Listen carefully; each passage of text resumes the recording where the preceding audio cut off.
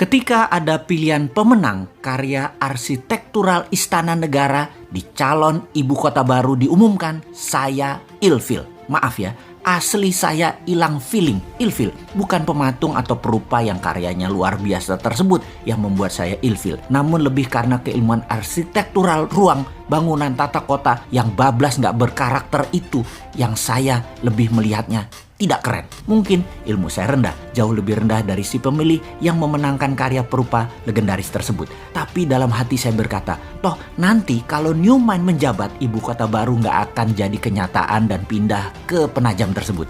Terlalu mahal, tidak efisien, pemborosan, dan tidak berdampak dalam ekonomi makro dan mikro memindahkan pusat pemerintahan ke daerah baru yang virgin tersebut. Saking perawannya, sampai-sampai nggak ada sejarah napak tilas wilayah tersebut yang pas untuk storytelling ke anak cucu akan rencana ke depan pantas ibu kota pusat pemerintahan itu berada di lokasi Penajam tersebut. Kalaupun ada, perlu jangka yang sangat panjang, bahkan banyak pengamat pertahanan yang berkomentar bahwa lokasi tersebut tidak memiliki kelayakan untuk dibuat ibu kota negara superpower, menggeser pusat pemerintahan ke arah wilayah yang defenseless atau sulit dijaga karena banyak infrastruktur pertahanan dan keamanan yang belum siap, membuat berbahaya ibu kota berada di lokasi tersebut. Jadi pastinya karya arsitektural tadi nggak akan dilanjutkan oleh New Mind kalau nanti berkuasa. Bener deh, kalau hanya membangun komplek perkantoran mungkin desain tadi masuk, namun membangun ibu kota, masa kayak membangun kota Alam Sutra, Serpong, BSD, Pantai Dakapuk, gitu sih modelnya. Membangun pusat pemerintahan itu membangun Wakandanya Black Panther. Sekali lagi, Black Panther ya, bukan Blackpink. Bener deh, kalau New Mind pusat pemerintahan tetap di utara Jakarta, bekas tanah reklamasi. Sekalian buat benteng laut utara Jakarta. 5.000 hektar itu New Wakanda. Full teknologi, full digital, paperless, kontrol satelit, telekomunikasi jalur baru, e-rupiah, digital aset, dan banyak lagi ke depannya yang dunia pemerintahan butuhkan. The real e-government. Masa membangun ibu kota di abad 21 kayak membangun properti perumahan gitu sih? Hanya casing doang.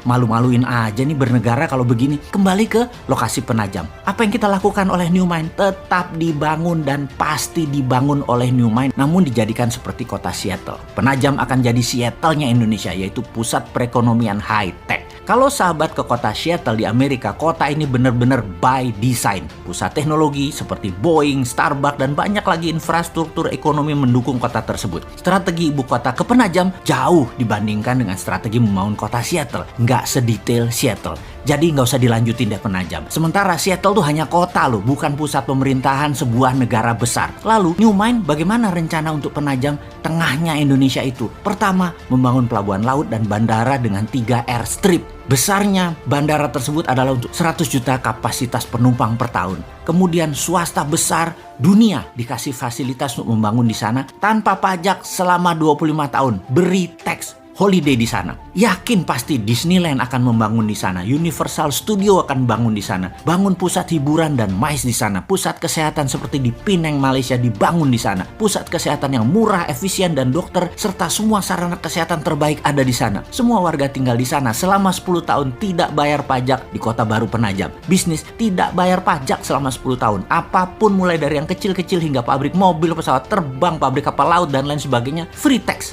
Berlaku e-rupiah di Penajam dan pendanaan lewat SWF e-rupiah printing money di Penajam. 2.000 triliun dibanjiri di Penajam dengan e-rupiah setiap tahunnya selama 15 tahun ke depan. Yakin pasti 2 juta populasi akan pindah dalam 5 tahun ini dan 10 juta populasi akan ada di 25 tahun dari sekarang. Indonesia di tahun 2045, Penajam adalah darlingnya Indonesia. Kemudian pusat pemerintahan di Pulau Reklamasi yang sekaligus membangun Great Giant Wall, dam laut untuk menahan banjir Jakarta serta pertahanan laut utara pusat pemerintahan tersebut. Di sana adalah e-government pertama di dunia dan e-rupiah pendanaannya. Aduh, jadi kangen masa depan.